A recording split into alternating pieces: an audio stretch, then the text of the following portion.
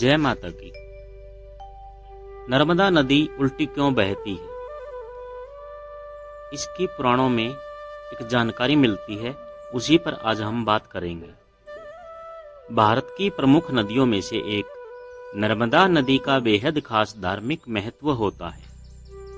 नर्मदा नदी को गंगा की तरह पवित्र माना जाता है। नर्मदा नदी एक ऐसी नदी है जो पूर्व दिशा से पश्चिम की ओर बहती है, यानी उल्टी दिशा में चलती है। लेकिन क्या आप जानते हैं कि आखिर नर्मदा नदी उल्टी क्यों बहती है?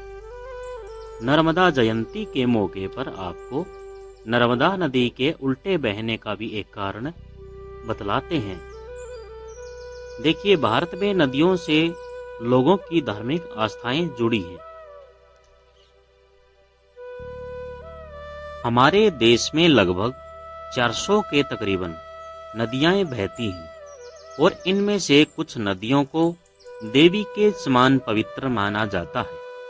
इन पवित्र नदियों की विधि विधान से पूजा भी की जाती है।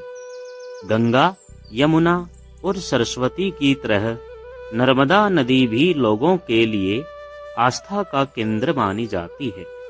जहां एक और ज्यादातर नदियां पश्चिम से पूर्व दिशा की ओर बहती हैं, वहीं नर्मदा एक ऐसी नदी है जो पूर्व दिशा से पश्चिम की ओर जाती है और अरब सागर में मिल जाती है। आसान शब्दों में कहें तो नर्मदा नदी उल्टी दिशा में बहती है। नर्मदा नदी को आकाश की बेटी भी कहा जाता है। हर साल महामाह के शुक्ल पक्ष की सप्तमी तिथि पर नर्मदा जयंती मनाई जाती है, जो कि आज यानी फरवरी माह में मनाई जा रही है। नर्मदा जयंती के मौके पर आपको बताते हैं कि आखिर नर्मदा नदी उल्टी क्यों बहती है। देखिए, हमें बहुत से लोगों के माध्यम से भी सुनने को मिलता है एवं हमारे सभी ज्योतिष आचार्य भी बताते हैं कि जो नर्मदा नदी है, बड़ी पावन नदी माना जाता है इसको। इस नदी के अंदर जितने भी पत्थर होते हैं या इस नदी में जितने पत्थर पाए जाते हैं, सभी भगवान शिव के स्वरूप में माने जाते हैं। कहते हैं ना, नर्मदा नदी का कंकर और कण कण में शंकर। तो जो नर्मदा नदी के पत्थर होते हैं, उनके हर एक कण में भगवान शिव विराजमान।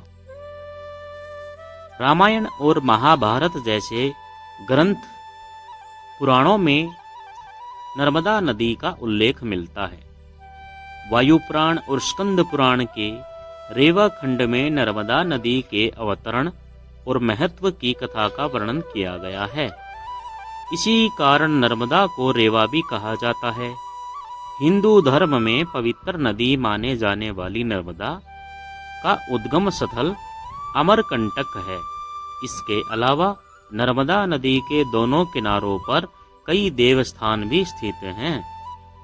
वहीं नर्मदा के तट पर कई महान ऋषियों जैसे अगस्त ऋषि, भारद्वाज ऋषि, भृगु ऋषि, कौशिक ऋषि, मार्कंडेय ऋषि और कपिल मुनि आदि ने तपस्या की थी।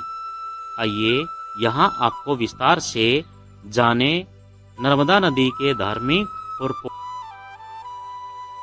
महत्व के बारे में।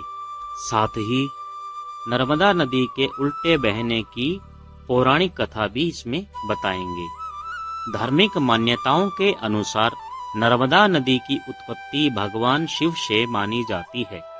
इसी कारण इसे शिव जी की पुत्री या शंकरी भी कहा जाता है। ऐसा कहते हैं कि नर्मदा के किनारे पाए जाने वाले पत्थर शिवलिंग के आकार के होते हैं। इन लिंग के आकार वाले पत्थरों को बाणलिंग या बाण शिवलिंग के नाम से जाना जाता है, जो कि हिंदू धर्म में अत्यधिक पूजनीय माने जाते हैं। पौराणिक कथाओं के अनुसार एक बार भगवान भोलेनाथ मैकल पर्वत पर तपस्या में लीन थे। इस दौरान देवताओं ने उनकी आराधना की और उन्हें प्रसन्न कर लिया। शिवजी की तपस्या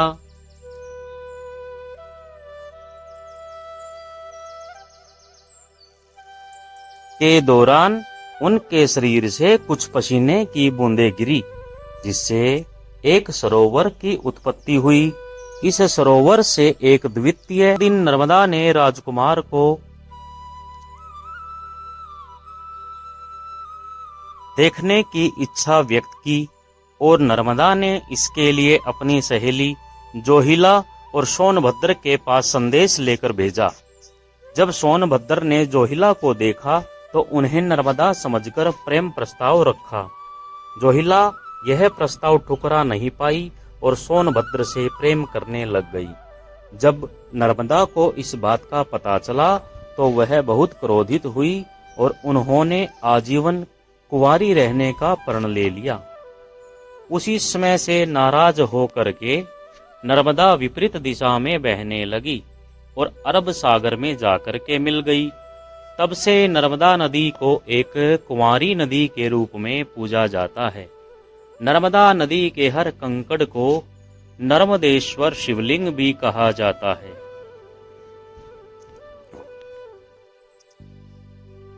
हालांकि नर्मदा नदी के विपरीत दिशा में बहने को लेकर वैज्ञानिकों का मानना है कि नर्मदा नदी रिफ्ट वैली की वजह से उल्टी बहती है, यानी नदी के प्रवाह के लिए जो उसका ढलान बनता है वह उल्टी दिशा में है। ऐसे में जिस ओर नदी का ढलान होता है वह नदी उसी दिशा में बहने लग जाती है। लेकिन कहने का तात्पर्य यह है कि वैज्ञानिकों को तो छोड़िए, शास्त्रों में जो विदित है उसको वैज्ञानिक भी नहीं ठुकरा सकते। इसीलिए धार्मिक सनातन संस्कृति के जितने भी